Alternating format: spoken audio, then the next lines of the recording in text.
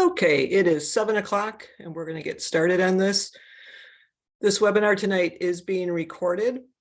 So my name is Mary Pat O'Neill and I am an independent college counselor in Redmond. And basically all that means is that I work with high school families on the college process. But I'm here tonight in my role with the Lake Washington Schools Foundation. I'm a volunteer and I created the Find Your Fit program, I think back in 2016.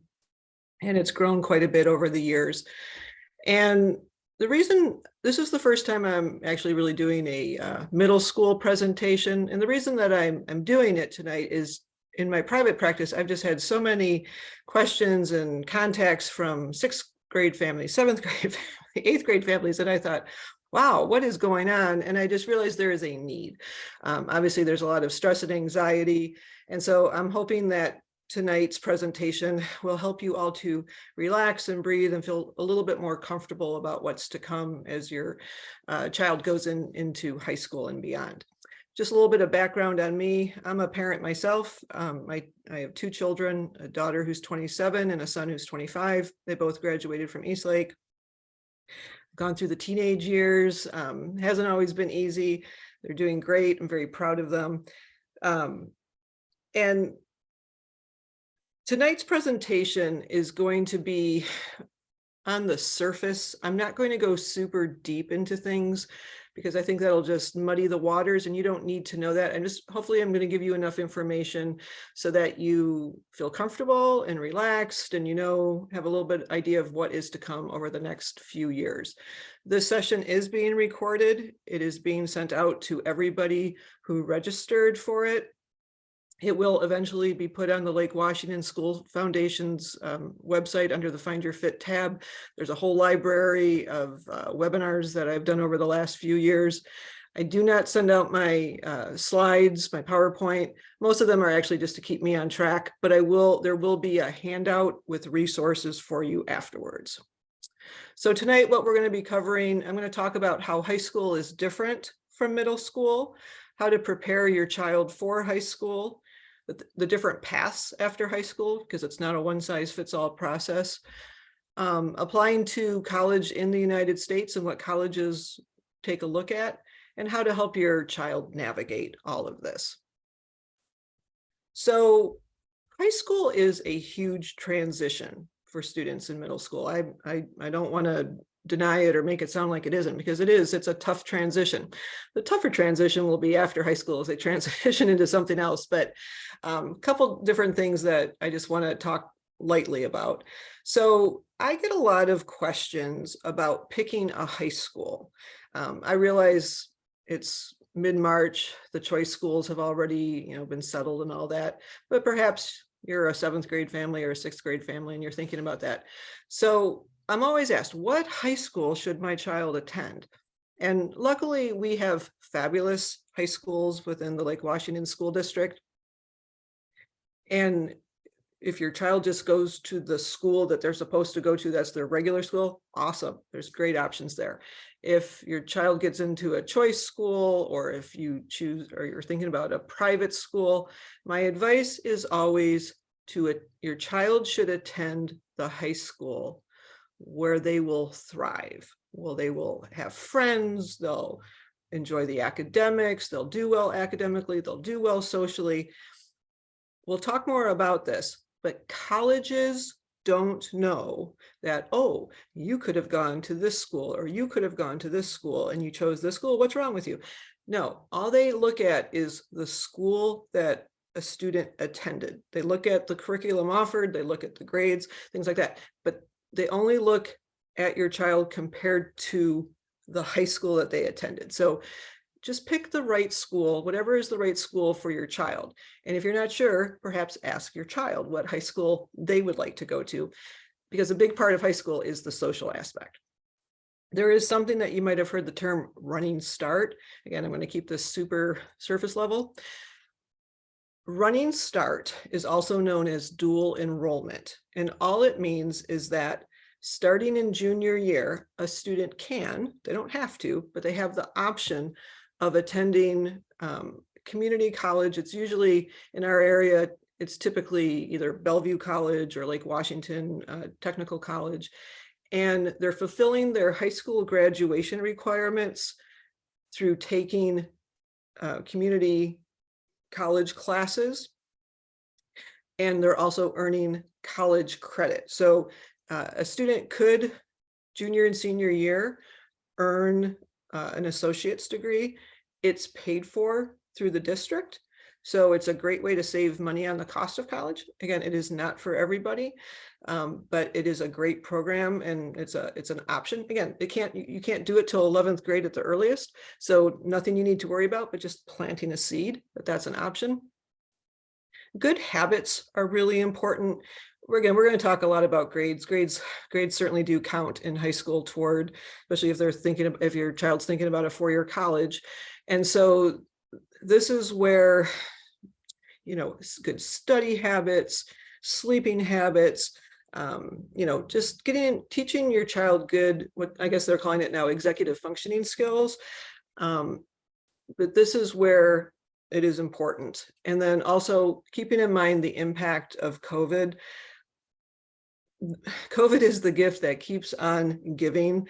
I can't believe we're 3 years since it all started, and I'm still seeing the impact with my juniors and my seniors. I'm seeing it with my sophomores. I'm hearing about it from parents with younger children. It continues to make an impact, and I think it probably will. So, be cognizant of it. This has been really hard on children with their learning and their habits and all that. So you might have to work a little extra hard there. So some of the differences between middle school and high school. So first of all, obviously it's typically going to be a much larger school in most cases. Obviously, some of the choice schools are smaller. The classes might be bigger, and then also they're more mixed. You can have sophomores taking classes with seniors, or freshmen with seniors and juniors, and that can be different. There's obviously a lot more work. Kids are always like, oh my gosh, it's so much harder. Yes, and it keeps getting harder every year. So there's more work, and the work typically becomes more difficult.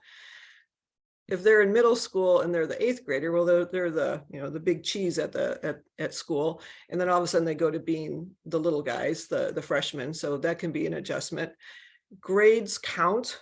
Some grades in middle school count, which we'll talk about, but pretty much a student's application for college, if that's their plan after high school, does begin with their 9th grade grades. And sometimes students don't understand that. I've met sophomores who have no idea that their grades counted, and they might have made some different choices and maybe done better.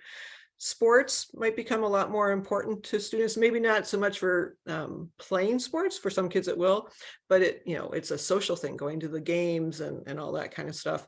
There's obviously a lot more peer pressure there with older kids, and there's just a lot.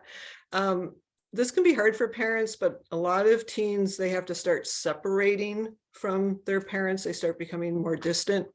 I always call it soiling the nest. They get to the point, they start soiling the nest so much that as a parent, you're like, it's time for you to leave and go to school. That happened with my son. We'd always been very close, and then those teenage years were very difficult. I'm happy to say we're back to our closeness again, but it was not an easy period for me, and probably not for him either.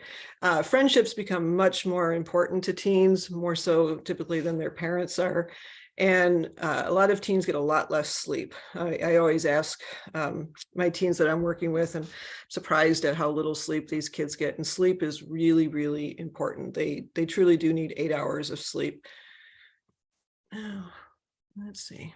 I know you probably haven't attended a Find Your Fit, but it's not a Find Your Fit Zoom webinar if my Zoom screen doesn't freeze up on me. So these are just, again, I'm a parent in addition to being a college counselor, but I am a huge believer in birds of a feather flock together. So I sometimes with changing, I remember years ago, I was thinking about trying to get a variance for our older child, and another parent said to me, do you like her friends in middle school? I'm like, yeah. I'm like, do you know the families? Yeah, no, I'm very comfortable with them. She goes, don't mess that up. Because if you start someplace new, in high school, it's a lot harder to get to know the parents and all that kind of stuff. So, pay attention to who your children are hanging out with. It's important to teach your child independence and how to fail. Students who have never been allowed to fail or have never experienced failure, and again, it doesn't have to be a big thing, but that's what teaches them to get up, try it again. It's very important, and doing things on their own. You might have to model them. Okay, how would you talk to your teacher? Practice on me. How do you think you should handle that? And then, give them advice, but they have to learn how to do things on their own, because mommy and daddy cannot go to college with them. So it's best that they learn it now. Another important lesson is that I always told my kids, you're responsible for yourself. I can only do so much. And then a big one is that life is not linear. I work with a lot of high achieving students, and a lot of children think that if I do this and this and this and this and this and this, it guarantees an outcome. And in my case, it's typically students thinking this about the outcome for college. And I always have to explain to them that, unfortunately, life is not transparent, life is not fair. And again, hopefully things do work out the way everybody wants to, but it is not linear. And again, as a parent, I think it's an important thing for them to learn, and then to figure out how to, problem solve and critically think and come at it from a different approach. So now we're going to talk about what can happen after they complete high school, because it is not a one-size-fits-all process. There are a lot of different paths after high school. There's the four-year college, which I'll be talking about in greater detail. There's the community technical college path. There's apprenticeships, gap years, military, joining the workforce right after high school. And as I said, these are just some paths. I mean, now people could become an influencer or, become an entrepreneur, start their own business. Who knows? There are a lot of paths, though. And there's different reasons that people have different paths. First of all, everybody's different. What's right for one person, one family, is not necessarily right for the other. As I said, I have two children. They have the same two parents, but they are very, very different people, different interests and all that.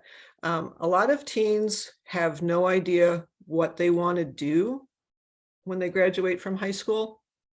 And that's not unusual. And we're going to talk about the cost of college and all that type of stuff. But the whole thought of higher education, I think it's an influx right now. There's a lot of people questioning, do you really need a four-year degree? Is there alternate paths available? And in the teenage brain, it's not fully formed. It won't be fully formed until they're maybe 23, 24, if they're lucky. But for a lot of them, it won't happen until they're 25, 26. And again, with COVID and the stress of school and all this pressure, sometimes they just need a break. And then also another reason is the cost. I will be going through the cost of college, and a four-year college is not cheap by any means. And for a lot of people, the money is not something that they want to spend, or they see the value in it. So, and I just encourage that all of these different paths should be a normal part of the conversation. We have this tendency to be like, oh, everybody's going to college. Well, they're not. And college isn't the right path for everybody. And it has nothing to do with intelligence. A lot of times there's some students who are like, oh my gosh, if I have to sit through 4 years of theory, I want to work with my, apply, and I want to put it into practice. And there's all sorts of different programs out there. So the first one I'm going to touch on is the community or technical college. I mentioned Running Start earlier as something that a student can start in high school and earn both their high school graduation requirements along with college credits. And so that's great. That's a great way to start. And they can take lots of different classes. And one of the nice things about Running Start, the way it works is that the community colleges attend school on a quarter system, which is 10 weeks. A student goes 3 quarters a year for full-time. Each quarter, a student would take 3 classes for a total of 9 classes for a school year. And 1 quarter is the equivalent of a full year of high school. So, the student is like, "Ah, I'm not a huge fan of science, but I got to take chemistry." They can get it done in 10 weeks, plus they're in college credit. So it's a great thing. Um, Another great thing about community colleges and the technical colleges is they have a lot of different programs. A student can start with a certificate, which is typically, I think, like 7 classes perhaps. They can get an associate's degree, which is a 2-year, 90 credits. A lot of the community colleges have bachelor degrees, so students can keep earning their credits and eventually get a bachelor's degree. The application process is so much simpler than applying to a 4-year college like the University of Washington, and the cost is dramatically less. And again, I'll show you the cost in a bit. This is an example. This is Lake Washington Institute of Technology. We're so fortunate to have Lake Washington near us. It is a great resource. It's a great school. It's a technical institute, and how that's different from a community college is that every program offered through the school has to lead to employment, to a career.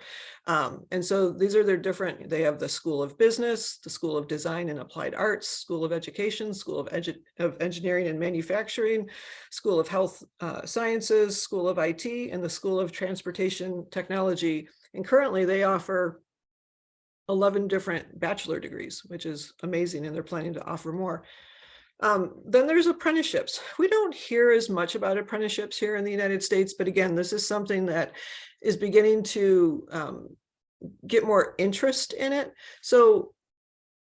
So I think when people hear the term apprenticeships, they typically think more of the trades, like you can become an electrician, you can become a carpenter or a plumber, which you certainly, someone certainly could be, but they're actually becoming much more STEM-based with computers and different things like that. So the definition of an apprenticeship, it combines on-the-job training with classroom instruction to prepare workers for highly skilled careers. Workers benefit by receiving a skills-based education that prepares them for good paying jobs. And what's wonderful about them, again, as I mentioned, a lot of students, they kind of get bored, or they tune out the whole theoretical, like learning math, but they don't understand what is the purpose of learning these math formulas. Well, in an apprenticeship program, a student goes to class maybe two or 3 days a week, and then 2 or 3 days a week they're actually working and applying what they learned. But the cool thing is they're being paid throughout this whole thing. You're not paying to be in an apprenticeship, it's the student is being paid, and they're being paid decent wages, and then as they get more skills, their wages go up. Typically the requirements are that a student needs to be at least 18 years old, have a high school diploma. There might be some math or physical requirements. And these are 2 sites that offer them: Apprentice Path and Apprenticeship Path, or Apprenticeship USA. So those are, and I'm hoping, I've been doing this for a number of years, and the term, I hear more about apprenticeships lately, and there's a big interest, and a lot of students really are interested in not sitting in the classroom, but actually applying what they learn. So now let's talk a little bit about the 4-year colleges. So I'm a big data person here. So there's a little bit more than 1,900 4-year public and private colleges in the United States. In the United States, the term college and university are used interchangeably, which can sometimes drive people who are not US citizens, who didn't grow up in the US, it can drive them crazy, because it does mean something different. And in other countries, the terms can mean very different things. The difference between a college and a university offers graduate programs after the bachelor's degree, whereas a college does not. So, but I use the terms interchangeably. There are 26 colleges, universities, I should probably say, in the United States that accept 10% or less of the applicants. There's 56 schools that accept between 10 and 25% of the applicants, which is a total, I think it's like 76 schools, because the number 10 is used both times. But those tend to be the schools that everybody thinks about, talks about, applies to. And we'll talk about why that's an issue. Only 41% of college freshmen in the United States graduate within 4 years, which is horrible. That is just a horrible number. And that goes back to my motto of birds of a feather flock together. And so when I'm looking at colleges, I always want to see where the majority of students are graduating within 4 years, because I always felt if most kids are graduating, my kids would be graduating. And then 1 in 3 college freshmen don't return to their college for their sophomore year. Again, that's a big number. That means, it's more than 25%. So so that's another number to pay attention to. Again, don't want to go too deep here, but these are just some of the data points with college in the United States. So as I said, there's about 1,900 colleges in the United States. And there's 5 possible things a college can ask for in an application. And I say possible because some of them only want 1, some want 5, and some want everything in between, which is why I often tell families when I'm asked questions about the college process, I always have to say, it depends on the college, and it certainly does. So the 5 things are a high school transcript, standardized test scores, a student's high school activity list, teacher recommendations, and essays. And I'll briefly go through each of these. So the high school transcript is the one piece that is always required. And quite frankly, it is weighed the heaviest in almost all cases for colleges. For most colleges, this is the piece that is very important, and it makes sense. This is a student's track record. So part of the information that colleges get when a student is applying, and remember when I was talking about choosing high schools, I said, all they look at is the student's transcript compared to that of the curriculum.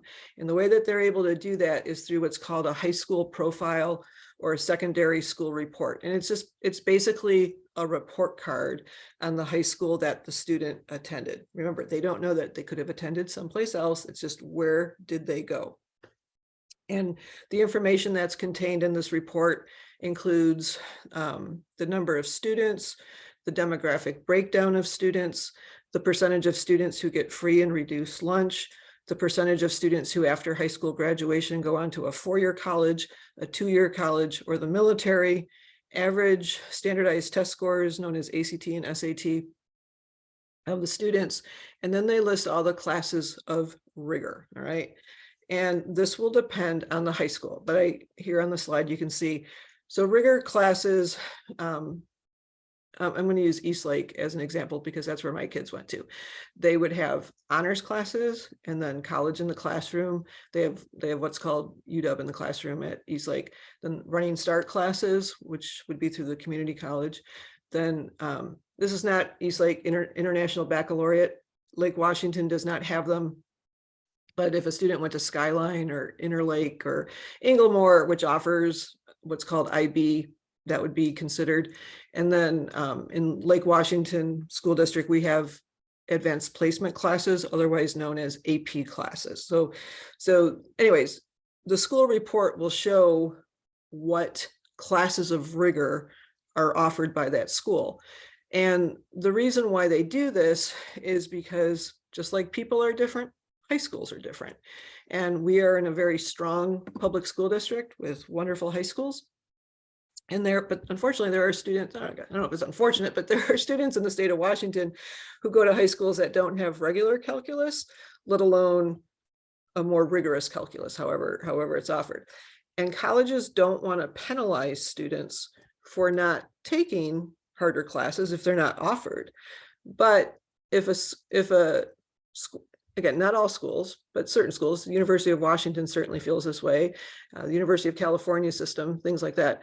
If they see that a student attended a high school that offered classes of rigor and the student might have a 4.0, but never took any of these classes, there are certainly schools that'll say, yeah, we're not very impressed with that. So that is something to keep in mind. Again, going back to my own children, they didn't take the harder classes until they were juniors. move here this. So I mentioned earlier that some classes taken in middle school do technically count as high school classes. And this would be in math, it would be algebra and geometry. It's foreign language that is taken. I do want to make a warning about math. So colleges, as I said, they look at the curriculum offered by a high school and they compare what a student took to that curriculum. And I've been seeing a trend, and I got to say, it's not a good trend, and I do my best to talk students out of it, where they think that by taking math classes over the summer and getting ahead so that by the time that they're sophomores, they're taking AP calculus and things like that, that's a good idea. It's not a good idea, because what happens, one, well, those are lousy summers for students, and there's a lot better things they can be doing in their summertime than trying to cram a year's worth of math in a summer. And I think we all learned, I know I've certainly seen it, teaching math remotely is not, kids don't learn, they just don't learn. And math is so foundational, and to cram a class like that and then to attempt to jump into the harder class, I just met with a student this week who did that, and she's failing her advanced math class because it wasn't the right thing. But the other problem that happens is the curriculum at our high schools, they offer AP Calculus BC at most of the high schools. That's the highest math class that is going to be offered. And that's what colleges expect the students to take as seniors, so that when they start college, there's not a gap. And what happens is, I've got this with some kids who they're taking BC, and again, they're smart kids, they want to go into STEM and all this stuff, and they should be taking BC, but they should be taking it as a senior, but they're going to take it as a junior, and then they're going to have a 1.5 year gap between their math classes, and the colleges don't like that. Student might have to retake, the calculus class because there's just too big of a gap. So if you hear anybody talking about doing that, the only exception to that I'm okay with is geometry, taking geometry over the summer to try to get ahead. But if you're already 2 years ahead in your math class, in the math curriculum, that's enough. Okay, the high school curriculum will support that, but they don't support the higher, and the colleges don't want that. And this is all the big name schools, they don't want it. So please, you hear people doing it, let's start crushing that. Do fun things over the summer, better things than math. So if your student has taken high school level classes in middle school, the current rule, it changes all the time, they are currently going to be put onto your student's high school transcript automatically. You will have the option to remove them because if they're put onto the student's high school transcript, their grades from those classes will be part of your student's cumulative GPA. And that's fine if they did well, if they got A's. But if they got a C or lower, you may not want those grades on there if it impacts negatively your student's GPA. Again, nothing you can do now, it's just automatically going to be on there. But by the end of junior year, you'll need to figure out whether or not having those classes is a positive or a negative. You can remove them. You remove it by filling out a form in the counselor's office. And again, that's the current policy. It could change, again, for all I know. Oh dear. I think what happens is I talk too long and then it freezes. Okay, let's see. There we go. So going back to GPA here. So this is a breakdown of admitted students to the University of Washington, Seattle. This is from last year. So a couple things about GPA. So in Washington State, we do not weight GPAs in high school. They're unweighted GPAs. We have a 4.0 system. All a weighted GPA means, if we weighted, which we don't, is that if a student took, let's say, an advanced placement AP class and they got an A, instead of it being a 4.0, they'd receive a 5.0. If a student did an honors class, instead of it and got an A, instead of it being a 4.0, it would be a 4.5. But we do not weight in Washington State. You don't need to worry about it. The majority of colleges, when they receive a student's high school transcript with a college application, they have their own method of calculating and weighting and not weighting, whatever they want to do. So you don't have to worry about it. And when a student fills out their college application, which is typically in the fall of senior year, it will say, what is your cumulative GPA, which is going to be through junior year, which is why junior year is always talked about being so important, because it's the last full year of grades at the time of application. But when the student puts in that number, whatever it is, there are two boxes, and one says, is this a weighted GPA or unweighted? And of course, in Washington State, we say it is an unweighted GPA. So this is the University of Washington. And what I tell students is to think of their GPAs as buckets. And the top bucket is the 4.0 to 3.75 bucket. Then there's 3.74 to 3.5, 3.49 to 3.25, and it just keeps going down. And so if I was talking to a student who's a junior and they have a 3.3 GPA, which isn't bad, it's a B+, but they're telling me that their dream is to go to the University of Washington, Seattle, I have to break it to them based on this chart that it's highly unlikely to happen, because when we look at this, we can see that only 5% of admitted students last year to the University of Washington, Seattle had a GPA between 3.25 and 3.49, because 93% of admitted students have a 3.5 or higher. So this is why I just, again, it's not to put pressure on the students, but just for them to pay attention. GPA matters. I'm always amazed at the students who have no idea what their GPA is. I'll ask them, I think it's a 3.5, and then I ask for their transcript and it's a 3.1. And again, can work with that. Plenty of colleges, but it does impact. Just, make sure your students know, what their GPA is. And the other thing, as they're going into high school, the Lake Washington School District does not give A minuses. They have A's, which goes all the way from 100 to 90. And then starting at an 89.9, that's a B+, which is a 3.3. And that's a 0.7 drop in GPA. And again, sometimes kids aren't aware of that. And I always just would tell my own kids, pay attention. You can go on to Skyward. If you see a month before the end of the semester that you have a 89.82, you might want to see what you can do to get your grades up higher, or talk to the teacher, see if there's extra credit you can do, or a test retake or whatever. Because in almost all cases, the teachers will not round up to that A. And so it just impacts. So again, as parents, just things to pay attention to. Geez Louise. All right. Okay, standardized testing. Let's talk about this.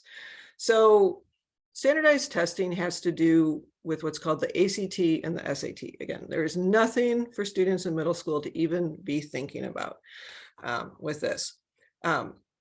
It is really had, prior to COVID, if I was talking to families and they were asking me about standardized testing, I'd be like, yeah, I'm really sorry, you have to do this because most schools require it, blah, blah, blah, blah, blah.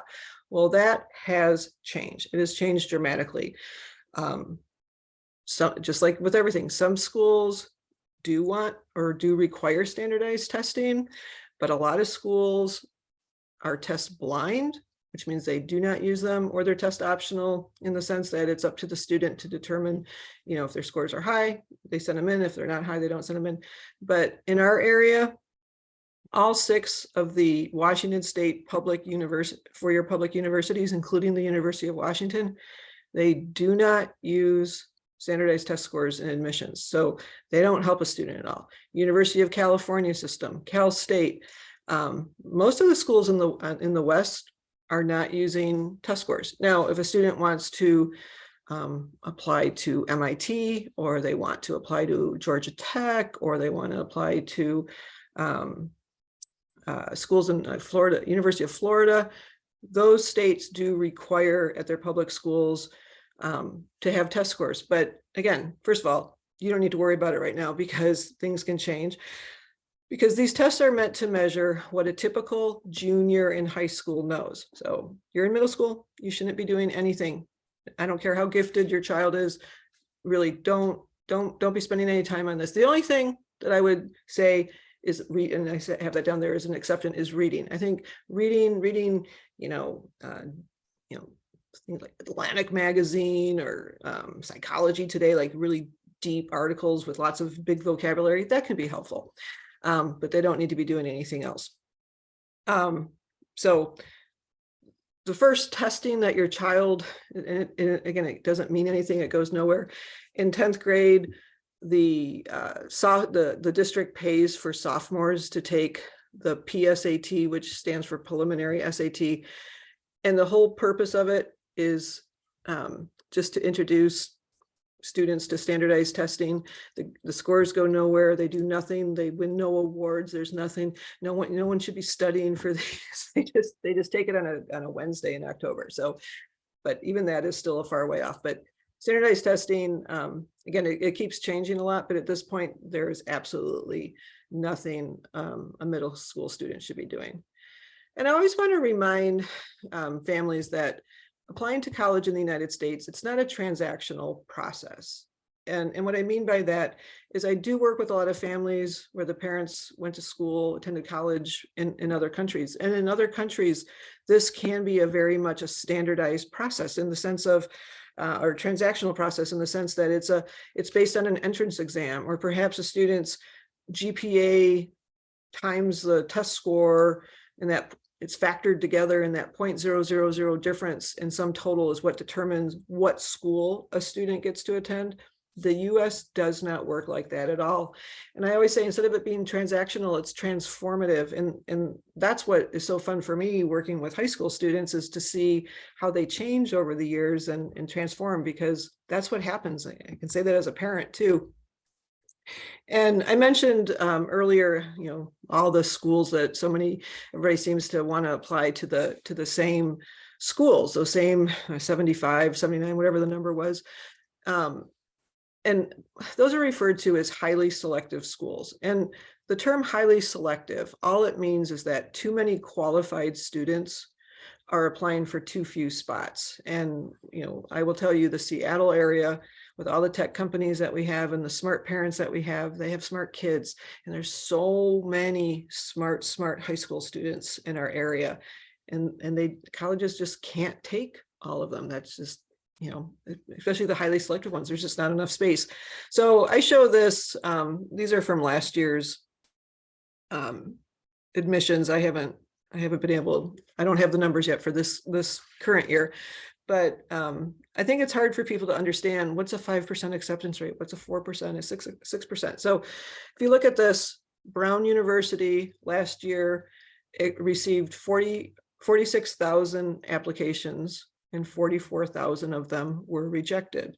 MIT got 33,000 applications and 30,000 were rejected. And you just keep going through that. And the admissions people will say, oh yeah, 85, 90% of the students are more than qualified.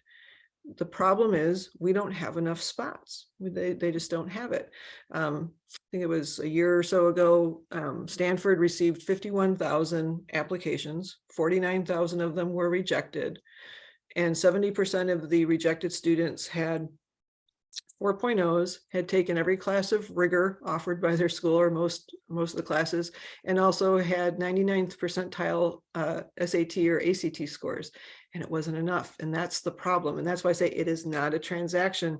And this is that part about when I said letting your children understand that life is not linear, because so many kids are like, what are you talking about? I've got a 4.0. I've taken all these really, really hard classes. I've got these great test scores. And unfortunately, it's not enough.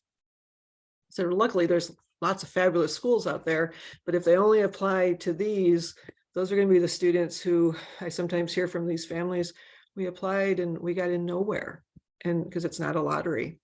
Anyways, the third possible thing that a college can ask for is a high school activity list. And this is a working document.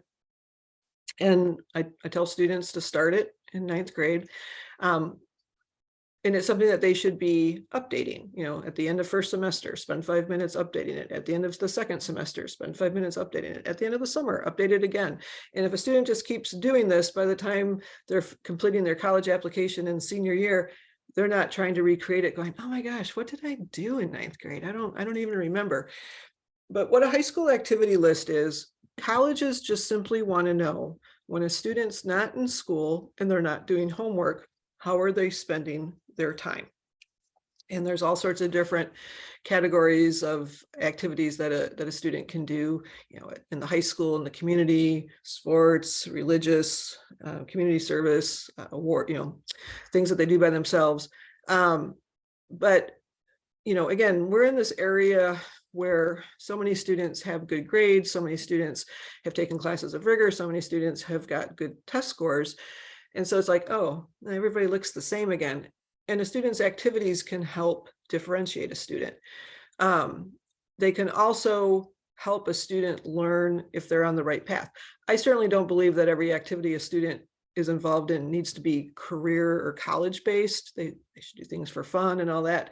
But, if a student is interested in being involved in healthcare, well, maybe some of their activities should be involved with that. Or, oh, you want to do computer science? Well, what are you doing outside of the classroom and things like that? Because some programs, the University of Washington's engineering and computer science programs are great examples of this. They're very selective. It's hard to get into. And I tell my students that, don't think that just taking AP Calc BC or AP Physics 2 is going to be enough, or AP Computer Science, that's enough. Everybody's done that. It's what do you do above and beyond to prove that you deserve a spot? And again, they should be doing things that interest them. And if they don't, then, don't do it if they're not interested. The fourth piece could be a letter or letters of recommendation. Again, a lot of schools don't require them, but some schools do. And again, nothing for a middle schooler to do. But again, teach your children to get in the habit of engaging and talking to their teachers, especially if it's a class that they enjoy and are interested in, because it's a lot easier to ask for a letter of recommendation from somebody that you talk to, because teachers don't have to write letters of recommendation. They're above and beyond their job description, and they're a lot of work. If you've ever written one, I've had to write a few myself. And so they have to be from high school teachers. It's typically core classes. Colleges tend to prefer junior, senior year teachers because the work is more recent, it's more difficult, and your child is older.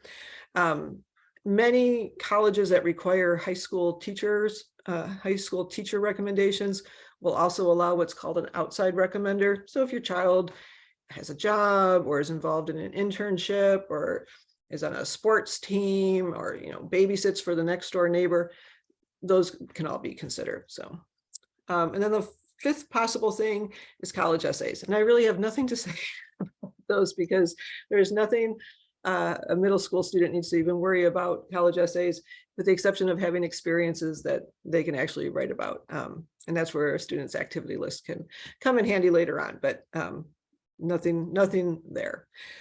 So I want to briefly just talk about the three different types of colleges in the United States, because the type of college that a student is applying to does impact both admissibility for a student and also quite substantially the cost of college for a family. So we are in Washington State, and as residents, we have six four-year public universities. We have the University of Washington, Washington State, Western Washington, Eastern Washington, Central Washington, and Evergreen State College. Because we're residents in the state of Washington, we have priority admission to our 6 four-year public schools.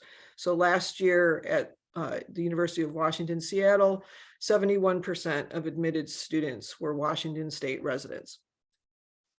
Because we are residents we pay property taxes. And because of the property taxes we pay, which funds education, they deeply discount the tuition at our 6 four-year colleges. It's not cheap, but it's a lot less expensive than the other two options. So the University of Washington and Washington State both charge, I think it's around $12,000 a year right now in tuition. That's not room and board, it's just tuition.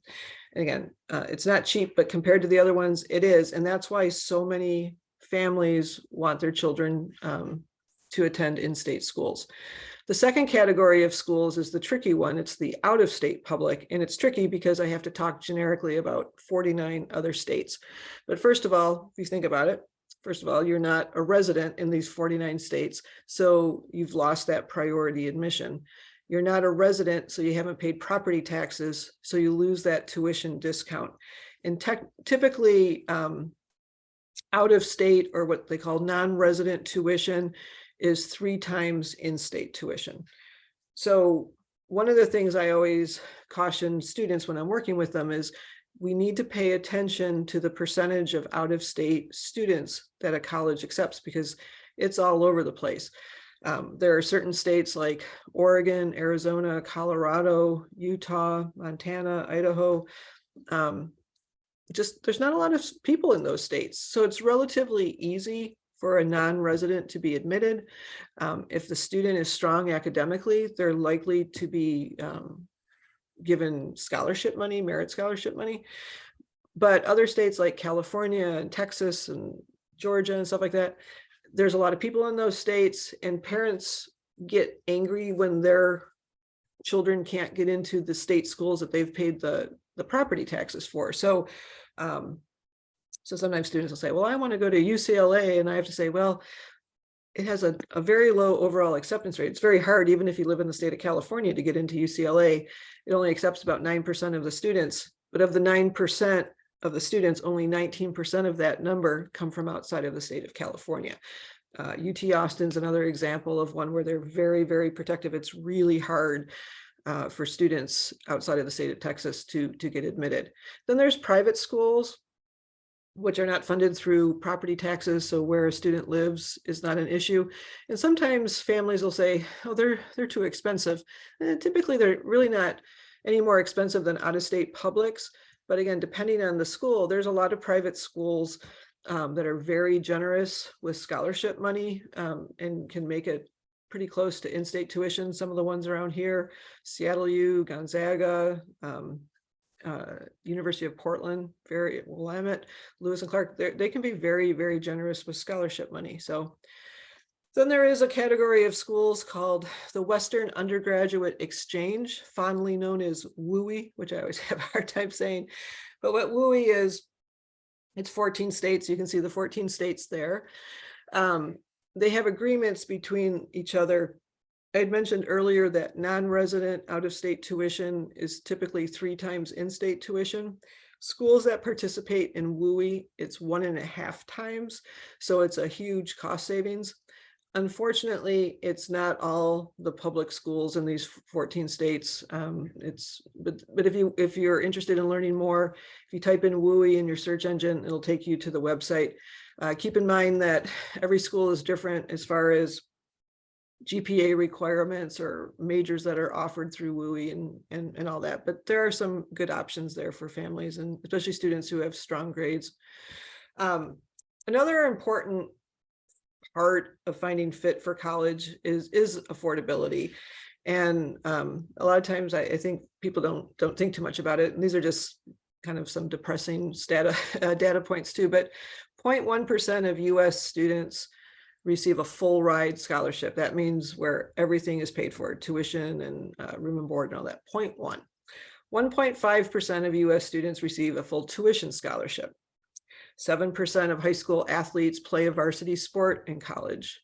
2% will play Division I, and only 2% of high school athletes will receive athletic scholarships. So there's not, that's why a lot of people think, oh, my child's so smart, they're going to get a full ride. There really aren't that many full rides out there. And this is a slide that shows the annual cost of college. There's the University of Washington. You can see Tuition and room and board, it's 28,000. Western comes to 22,000. Gonzaga's private school, it says 67,000, but I'll tell you, Gonzaga is one of those schools that's very generous with scholarship money. I have a senior this year who has a 3.8 GPA, wants to study computer science, no test scores, and they offered him $30,000. So that makes it a lot more reasonable, and it's got great graduation rates and all that. UCLA, an out-of-state public, 62,000. There's no scholarship money from the UCs. Colorado State, this is showing that WUI cost. So it's 30, I gotta put my classes on here. 35,000. You can see the big tuition. Stanford, again, a private university, no merit scholarship, 75,000. And then I mentioned Lake Washington Technical College and the programs that they have, and they've got 11 bachelor degrees plus a number of other certificate and associate degrees. It's $6,800 a year. Bellevue College is going to be pretty similar to that. And that's why for a lot of families, either starting at community college, or as I said, doing Running Start, having 2 years of that paid for, and then maybe only having 2 years of college left, there's lots of options because college is so expensive. And unfortunately, in the US, the system was designed that parents are expected to pay for college. Now, this doesn't mean that your children can say, hey, you got to pay for my college. But unfortunately, the government doesn't subsidize the cost of college. If you happen to be Canadian, you have dual citizenship, go to school in Canada because they subsidize it quite substantially. It's quite the deal, but they don't do that here in the US. And as I said earlier, thinking about cost is important. And I'm always amazed at when I always ask, I talk about it when I meet with families, I talk about it when I talk to students to work on their college list. And I always say, do you have a budget? And the kids are like, no. And I realize no one likes to talk about it, but it is important because I showed you the cost. There is, the good news is there is what's called, there's two types of aid. There's need-based aid, and I'm not a financial planning college counselor. And there's also merit-based aid. And merit-based aid is based on the academic strength of a student. It's typically grades. It used to be grades and test scores, but with COVID, not so many schools require the test scores for merit aid anymore. Again, good test scores can certainly get students more scholarship money depending on the school, but you don't apply for merit aid. It is simply given to a student with admission. So I've had lots of students who, are like, oh my gosh, I got, $30,000 a year for 4 years from Arizona State, or $37,000 a year for 4 years from Seattle U or Gonzaga, and so just know there's a lot of great money out there from great schools. And if you haven't started thinking about the cost of college, but it is an important conversation to have so that your children are aware. So how can you support, as a parent, how can you support your children? And some of this is just things that I've gone through myself. Try not to get too stressed out by the process. It's going to be fine. It really will be. Try not to do everything for them. Teach them how, to do laundry. And I get it, probably won't do it as well as you do. Teach them how to make dinner, teach them how to vacuum and mow the lawn and do all that stuff. The more that our children do things, their confidence builds, and it helps them to prepare to go off to college or whatever they're doing after high school. Again, teach them the life skills. Let them fail sometimes. I'm not talking about, something where they fail and they end up in a very bad place. I'm just talking about if they fail a test, or because they didn't study, or they don't turn in their homework, don't drive it up there so it makes it up on time, or if they don't make the team, okay, teach them how to handle things. It's okay, because that's how we learn grit. And I think back to my biggest learning opportunities in my life. It's always from when I failed and then I had to figure things out. One of the bad things, this is my opinion, is with COVID, the teachers were told to be aware of students' stress level and, be concerned about mental health issues and all the stuff like that. So a lot of teachers allow students to retake exams. And I have talked to a lot of students who will have like, they'll show me their grades and I'm like, whoa, what? You got a D? What's going on here? Oh, I got to just retake some tests. And I'm like, what? And oh, I just always retake them.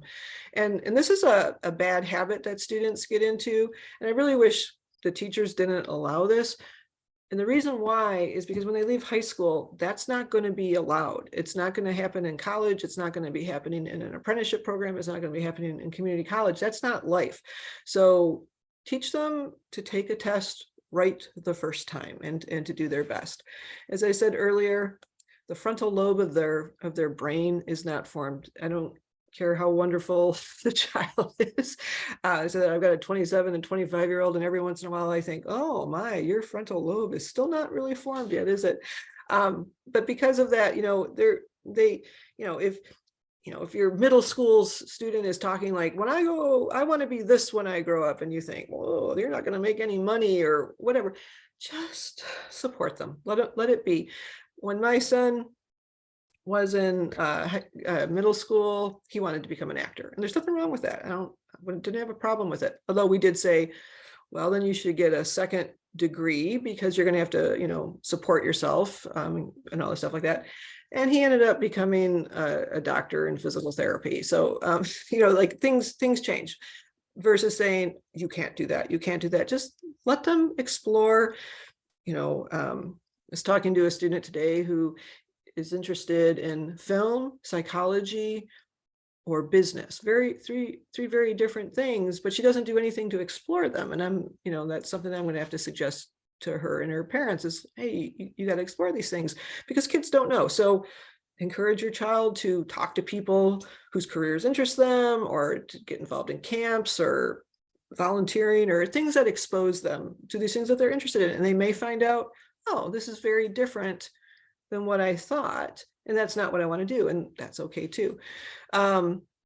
Make sure they get enough sleep. That's very important. Try not to pressure them to go to a certain college or major in a certain thing. Again, technology is part of pretty much every field and all that, but there's a lot out there.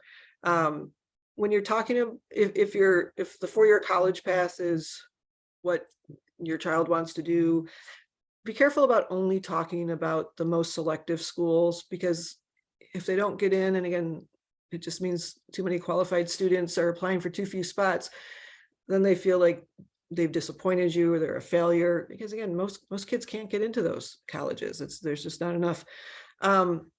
Be careful. I talked about the importance of rigor. And yes, it is important, and it's a balancing act. And what I always tell students, and I did this with my own children, is I encourage them to take classes of rigor in the subjects that interested them. My son was not an English student, nor was he a history student, so he didn't take the advanced placement classes in those subjects because he didn't like them and he wouldn't have done well, versus he was very much into math. He was very much into the sciences and all that kind of stuff. So it's a balance.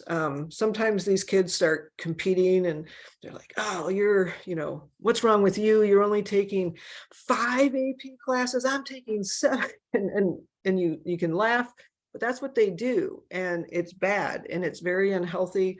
And as a college counselor, it's more than once I have read about the stress of all these classes and how the kids feel and their suicide thoughts and all this type of stuff. So it's all about balance. Listen to them, just sometimes just listening and keeping as a mother, it was hard for me to keep my mouth shut, but a lot of times that's what I had to do, is just listen and be like, oh, how are you going to handle that? And that sounds horrible. And, do you want me to do anything or whatever? And just know that none of this stuff that we're talking about today, none of this defines your child. None of it defines you as a parent. You're doing parenting is a very, very hard job. And like I said, I've been through it and I remember those days, and they weren't easy, and teenagers are not easy to be with. I'm going to open it up to questions. If anybody has any questions, I just wanted to bring up, so Find Your Fit is a resource through the Lake Washington Schools Foundation on the website. There's a whole bunch of webinars are on demand. I periodically will do counselor is in sessions where I just sit here on Zoom and give people 10-minute spots, and we'll answer any questions that they have. I'm a resource in the community. Anytime you have questions, you can email me at findyourfit@lwsf.org. Follow us on social media, support the Lake Washington Schools Foundation. Their annual fundraiser luncheon is next week, and they do really good work, and I'm proud to be associated with them. So I hope you feel a little bit better. Hopefully, I know this was a lot of information, but if there's any questions that I can answer, I will answer them now. So let's see. Okay. Doesn't look like there's any questions, but I'll give it a minute.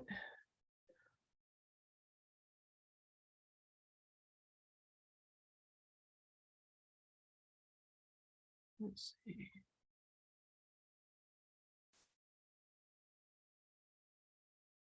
Oh, looks like there's, okay, in the chat. Okay, if you have a question, it looks like I don't set up these webinars. Let me see, is there a question? Okay, now there's some questions. Yes, the recording is being sent out to everybody.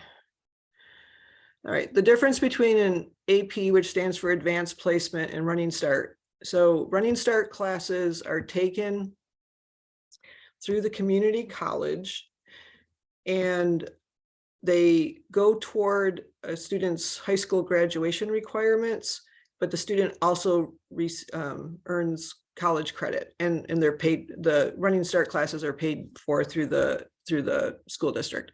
An AP class stands for Advanced Placement. It is taken at the high school. It's a full year program. There's a whole bunch of different ones. There's it's a very fast-paced class. Colleges like to see students taking advanced placement classes because the pace is fast, and the work is harder, and it shows that a student is more college ready. And there's a test that's taken in May at the end of the school year, and then students receive a score anywhere from 1 to 5, 5 being the highest, and 3 is considered passing typically. And then depending on the college that a student ends up attending, colleges have different rules as far as what, like there are some schools who say we only accept scores of 5, other schools will say we take scores of 3. And again, as always, it depends on the college, but that's the main difference. One is a full year class followed by a pretty heavy duty exam, and Running Start classes are taken through the community college. So no, I do not. I don't share my slides at all. I will have a handout with resources for you, the important things. How many hours per week do you suggest 9th graders invest in exploring their interests? Well, there's no real formula. When I don't personally, in my private practice, I don't work with 9th graders. I won't work with a student until 10th grade. I just think it's too soon. But I'm reached out a lot by families, and I always say my advice is for them to do well in their classes. Really, doing well in their classes is the most important thing. Having those good study habits that I mentioned, taking classes of rigor where appropriate. And for most students, I know now, like some students will take AP computer science principles maybe in 9th grade, and that's okay. But for most 9th graders, the classes of rigor that they're going to be taking are going to be honors classes. And again, you want them to do well. They don't, as far as activities go, what are they interested in? And again, they're 9th graders. I don't expect them to have everything figured out, but if they're like, I like a sport, okay, do a sport. And maybe you like, if you're interested in business, maybe you want to join DECA or something. There's all sorts of clubs. But the priority should be, in my opinion, should be the academics and doing well and sleeping and having fun with their friends and eating a family dinner and all that kind of stuff. As they get older, they can develop their interests more. Sometimes families or students will think if I'm in 20 clubs, that's really impressive. No, it's not, quite frankly. Colleges prefer depth to width. So, you know, if your student finds something that they're really into, but just, you know, try a couple different clubs, maybe, you know, as far as how many hours, I don't really have a formula for that.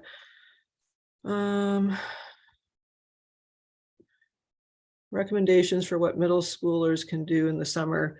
You know, again, what interests them? I mean, they're only, I mean, they're middle schoolers. I don't know, what were you doing in middle school? I was babysitting. I was probably swimming and reading books and going to the library. You know, there's nothing that, no one has to do anything. It's just as they get older, to explore things. And so I think a lot of times just asking your child, you know, what would you like to do? I know when my kids were probably in early middle school, I did this thing called mommy school. They hated it at the time, but now they do say it was probably a good idea. And I would make them, I'd tell them no electronics till 6 p.m. and I'd make them read and do math. I had math projects for them to do. And sometimes I made them write a letter to their grandmother, like just to keep. The biggest thing, I guess, to worry about in the summer is the losing of the academic skills. But again, you don't want to make it a punishment, you know, or, you know, I know kids who will make camps or they'll, you know, have babysitting clubs or whatever, you know, just ask them what they would like to do. Be creative. If given a chance to choose between an IB, well, in Lake Washington, the Lake Washington schools don't offer, someone's asking about the international baccalaureate programs. None of the Lake Washington schools offer them. So if you're going to go to them outside, I mean, are they good? Yeah, they're tough. You know, again, it's a matter of, is it the right fit for your child? And if you can, you know, if you're in a school district that offers them, or you can get a variance. But again, they're not for everybody. They're super hard. But I will say, you know, colleges certainly respect the IB diploma. Fee structure different for, oh, okay. For international students.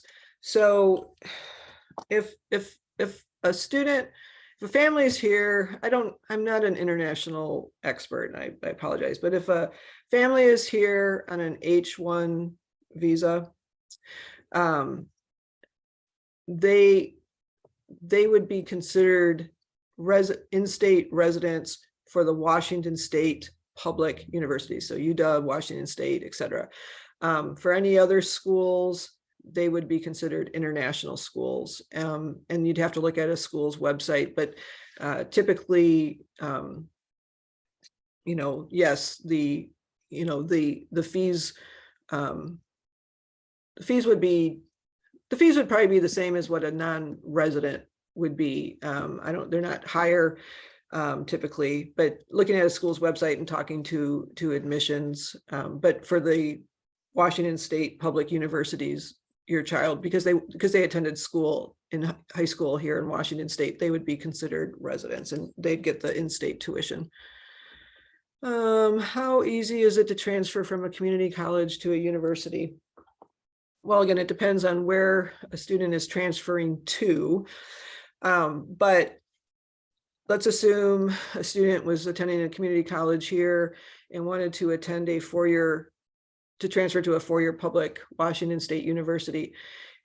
The four-year colleges have agreements between the community colleges and the four-year colleges, and they prioritize students who are coming from community colleges with associate degrees. Because sometimes, I'll use UW as an example, where let's say a student really wants to go to UW Seattle, they didn't get in, so they'll go to UW Bothell, which can be easier to be admitted to. And then their thought process is that they will then transfer to UW Seattle. And I tell them, and UW admissions tells them, don't do that, because they prioritize students who are coming from community college.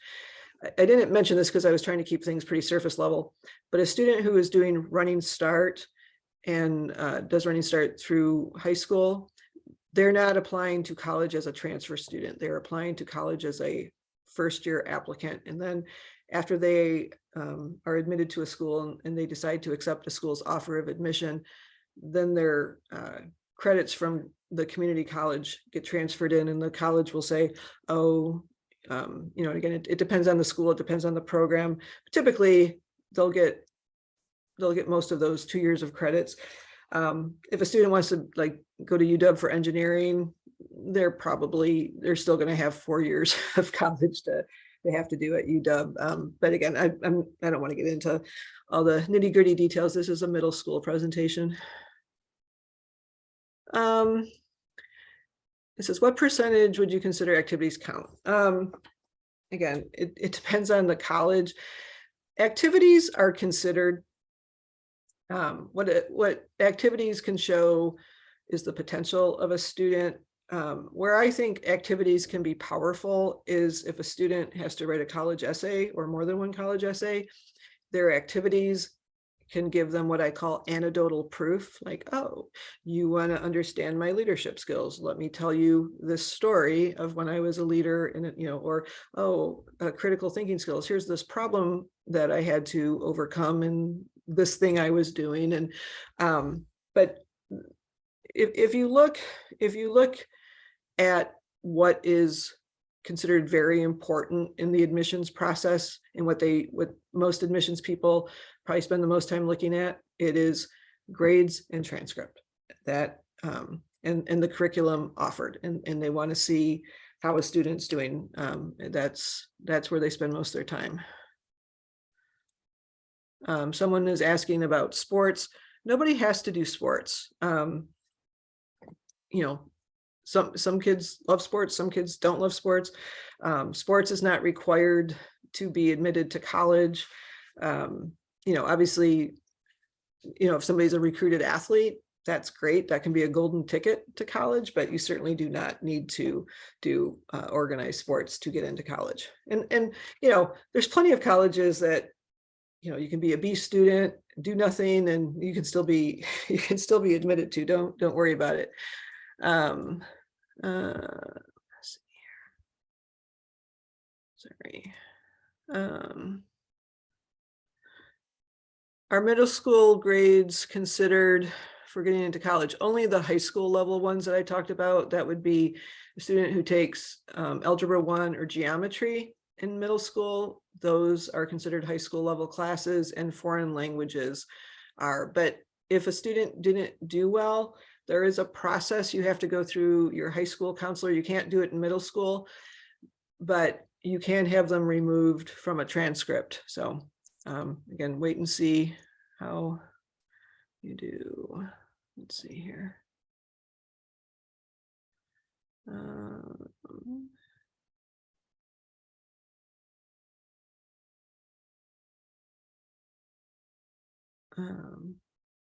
Is taking orchestra in high school a good choice? If your child loves music, absolutely. Neither of my kids like music, neither of them did orchestra. So again, everybody's different. There is no formula for this. It's like, University of Washington released their admissions last week. It was a very ugly, tough admission cycle. And so many of my younger, my 10th grade parents, what can I, and I'm like, there's nothing you can do to guarantee admission to UW or any place else.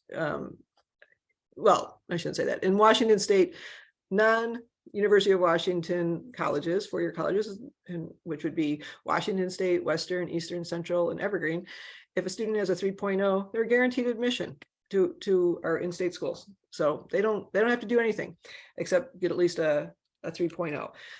But for UW, there is nothing anybody can do to guarantee. Just be, I always tell kids, just be you, be the best possible version of yourself. Does it matter how a student performs compared to their peers? Yeah, it does. So colleges, like UW, how many, Tesla applications, Eastlake, Redmond, they see all the kids who are applying, and they see their grades, and they see the rigor and stuff like that. So that's where that admitted student GPA information is important. You know, I mean, are they compared to, you know, Timmy versus Janie? No.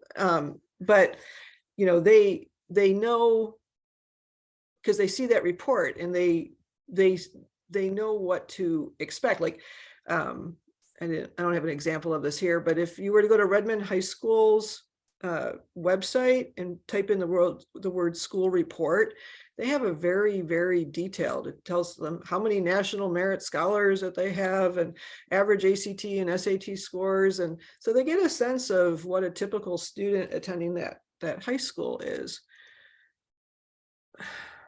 What happens to a transcript? Oh, so I don't, someone's asking, I think they're asking if a student goes out of the country for a year for high school and then comes back in. I actually have never worked with a student who did that, but I've had students who've attended different high schools in the United States or even within the district. And so I think a student going to an international school, because a lot of times the grading system is different. So you might have to really explain, you know, the scenario and what, you know, what a grade is equivalent to. You know, again, your school counselor will be able to help with that. I'm not a school counselor, I'm a college counselor.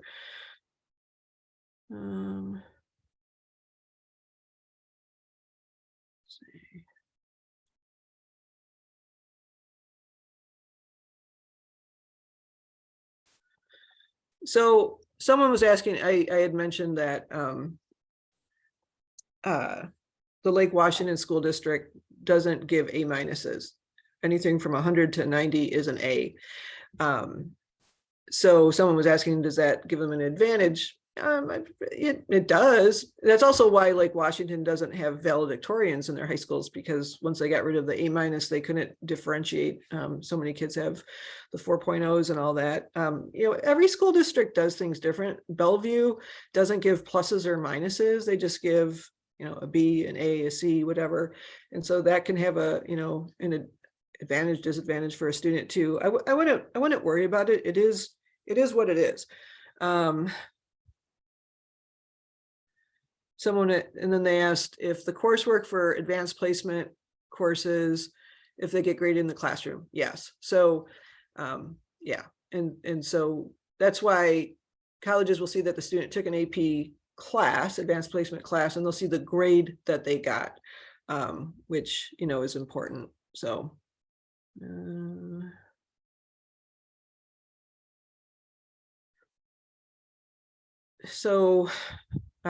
someone's asking suggestions for students who want to become a zoologist, archaeologist, or paleontologist. You know, this is where there might be summer camps for them to go to. They might see if there's job shadowing that they can do at the zoo. If you know anybody who works at the zoo, if you don't know anybody, maybe you reach out to all of your circle of people, you know, hey, my child is interested in becoming a zoologist. Paleontologist and archaeologist, I know that there's a lot of different camps. I've had students who there's summer classes at sometimes universities have summer programs for younger students, high school students, maybe even middle school students on these subjects. This is where using your search engine and just seeing what comes up, typing in things. So you want to become an archaeologist. What classes should you be taking in high school? What are, maybe there's some online clubs or things like that, or sometimes just even going onto LinkedIn and seeing who works in these fields. Again, sitting with your child, maybe helping them write a very nice email saying, hey, I'm in middle school and I'm really interested. I'm wondering, could we do a 15-minute Zoom call? And, again, be there with them.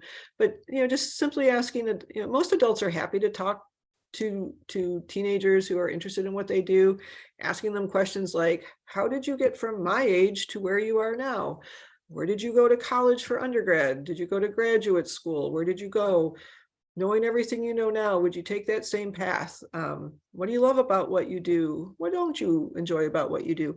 What advice would you have for somebody my age? And just, again, your child doesn't have to do everything, but they can listen and compile. And then, sometimes there's research opportunities that they can do later on in high school for a science fair or something like that. And again, just, eventually if they're going to pursue that, those are very long college paths. You're going to have to definitely go on probably for a graduate degree in that, but just again, support them and try to brainstorm. And like I said, God bless the internet, because there's a lot of information that is there.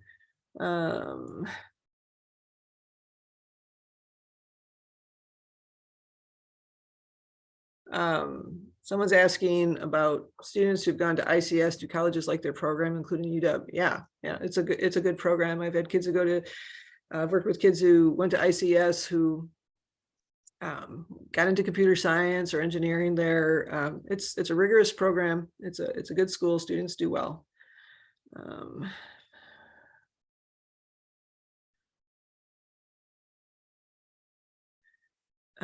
Okay, orchestra keeps coming up again. No one should be doing anything to look good to a college. I believe this so firmly.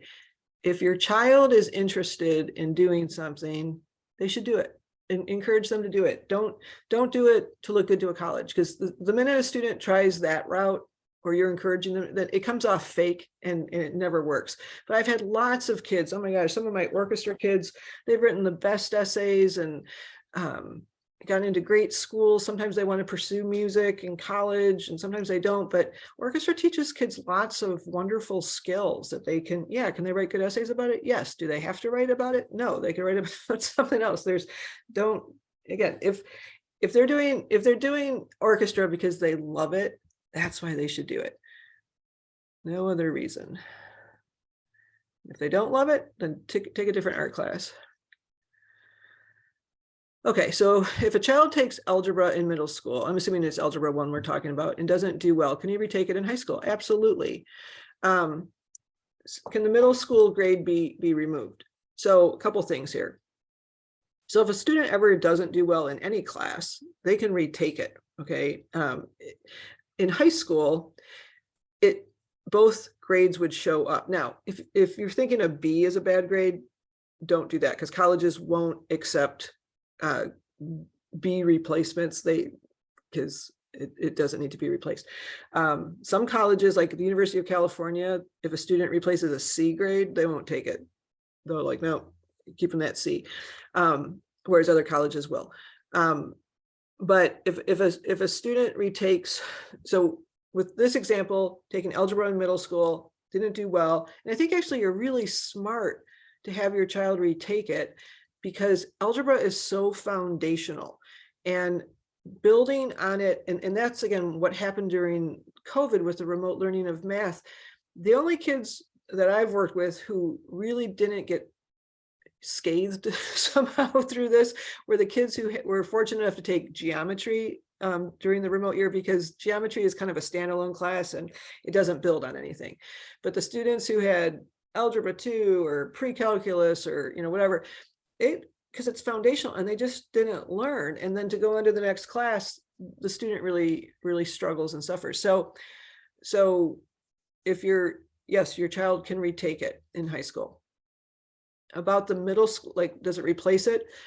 As I said, high school classes taken in middle school are automatically put on a student's high school transcript now, but there are options available. And again, you have to do this through your high school counselor. You have through the end of junior year to do it, but you can opt to have a class taken off in middle school. Now let's give a different scenario. Let's say your child took algebra 1 in 9th grade, didn't do well, and you thought, you know what, we're going to retake it. Again, bravo. I think that is a great thing to do.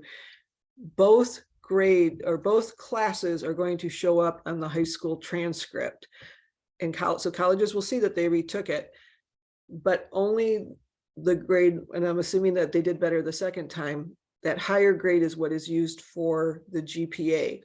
There's a spot on almost all college applications that says, hey, is there anything else we should know that maybe we wouldn't understand? And I always have my students just write a little explanation like, oh, I took this math class and, maybe it was COVID, maybe something was going on, or, whatever. I didn't do well. And so I decided to retake it. My son had to do that with geometry, first semester of geometry. Long story, but he had to retake it his senior year, and he did because it was impacting his GPA. And he just wrote a little explanation about it. So yes, I think it's a great idea to retake a class, especially something so foundational as algebra. Will taking a foreign language or music or sport contribute to college? Well, you have to take foreign language. It's a graduation requirement. That's a requirement. So students have to take at least 2 years to graduate from high school. A lot of colleges, like the University of Washington, like to see 3 years. They do need to be the same foreign language. But again, sports,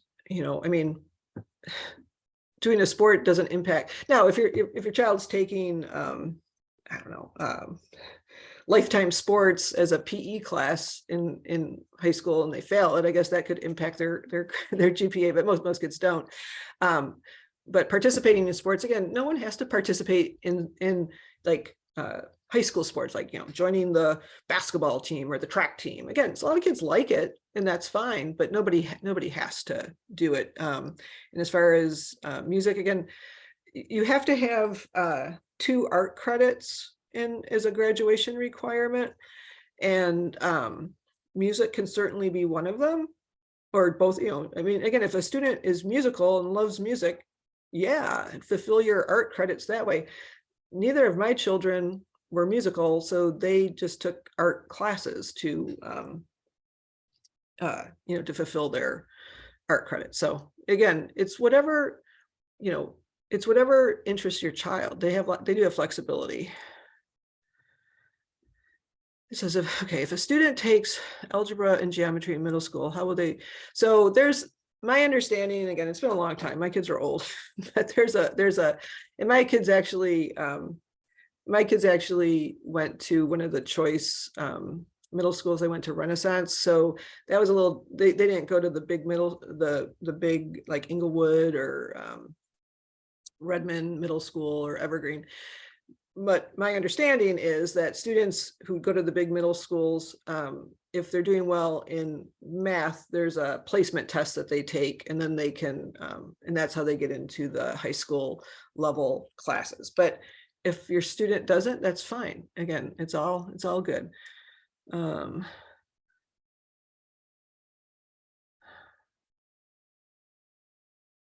Okay.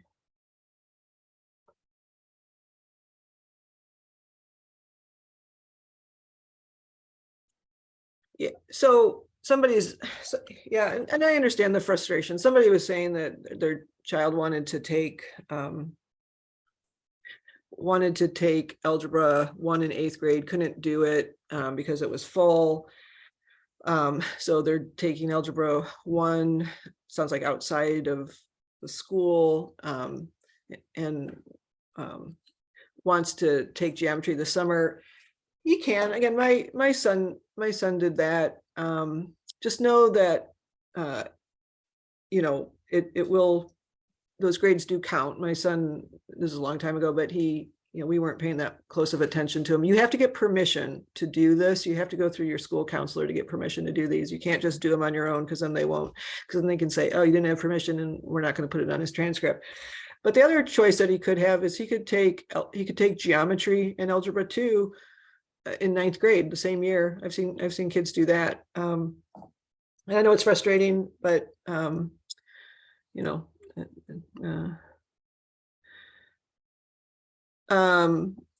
school profiles, if you go to the school's website, you have to dig a little bit, but every school, you should be able to find sometimes it's called a profile, sometimes it's called a school report.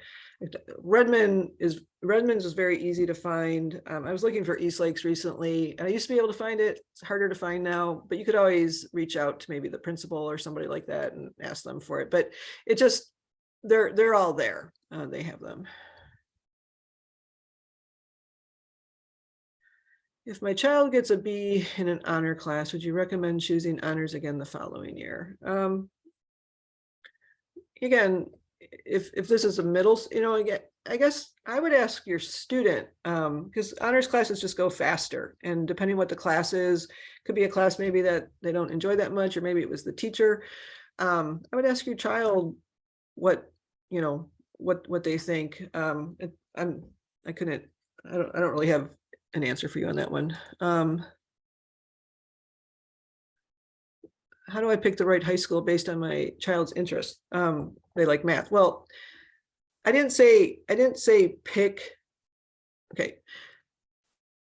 So what I was saying was picking a high school. So again, if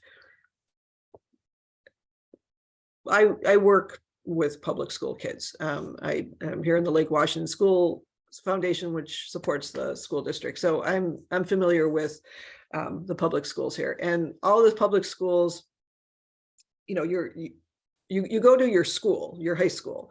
It's very hard to get a variance to go to a different high school.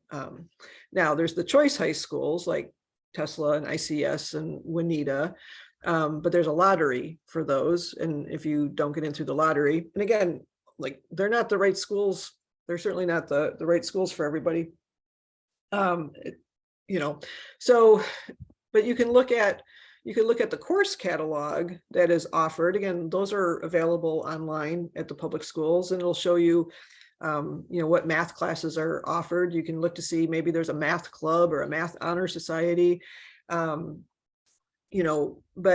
we've got really good public schools. And I think most of the high schools, Redmond, Lake Washington, they all offer AP Calculus, AB, and I think most of them offer BC. And again, that's what colleges don't want kids to be going beyond that. So, again, where are your child's friends going? Do you like their friends? Do they like their friends? Are they good kids? Where are they going? Because a lot of high school is very social. Kids care a lot about social. How easy is it for you to get your child to school if you're changing, if it's not on a bus route or something like that? Where will your child thrive? But as far as the public schools and academics, most of them offer a lot of advanced placement classes. Some of them offer the University of Washington in the high school classes, at the honors classes. Running Start's always an option for the students who want to do that.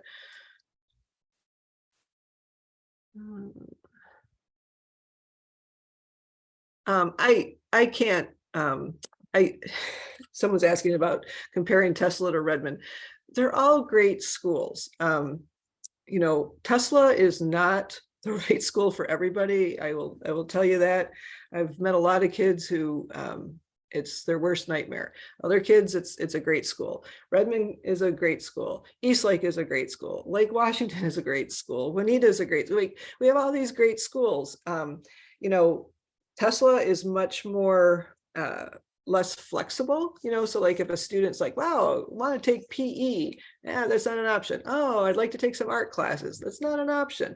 I'd like to take something other than Spanish. It's not an option. So,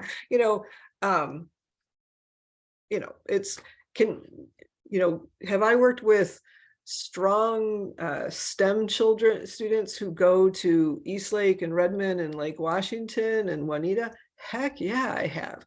So again, if you get in and it's the right spot, kids all tell me it's a pressure cooker. A lot of them are like, oh man, it's so hard because everybody's just like this. But again, some kids thrive on that. So we're blessed with great schools.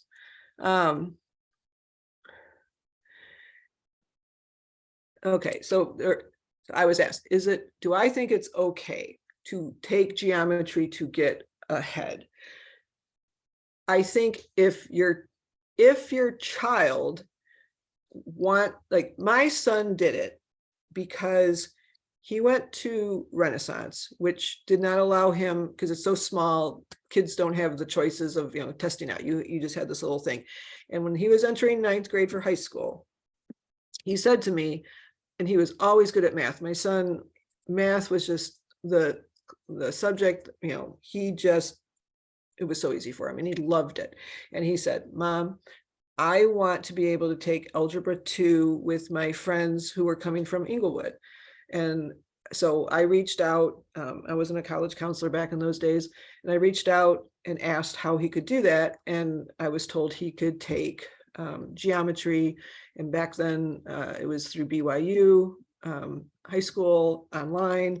I think Apex is another one that they offer now. But again, I had to get permission to do it. And there was all sorts of stuff.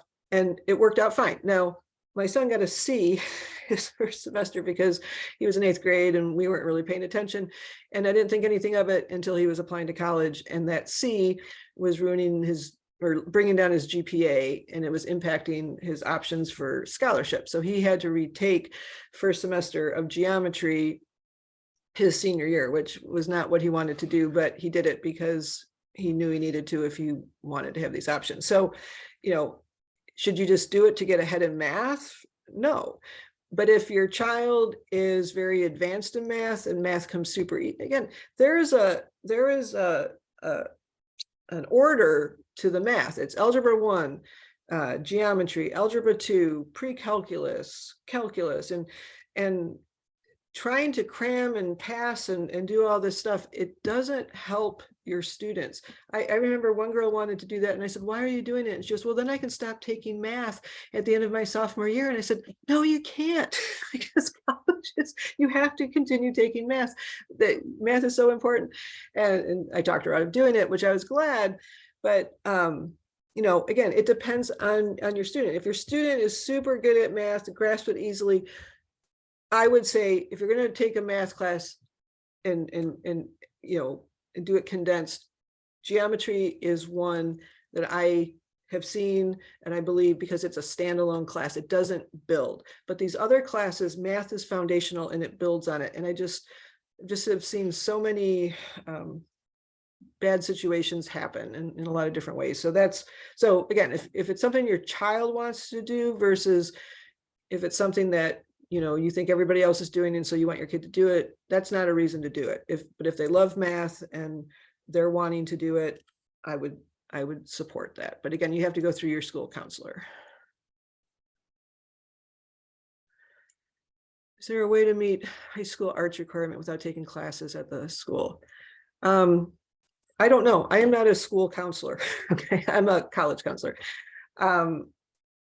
If you're, it's funny. People try to get out of art. They try to get out of PE. And I'm always like, they're graduation requirements.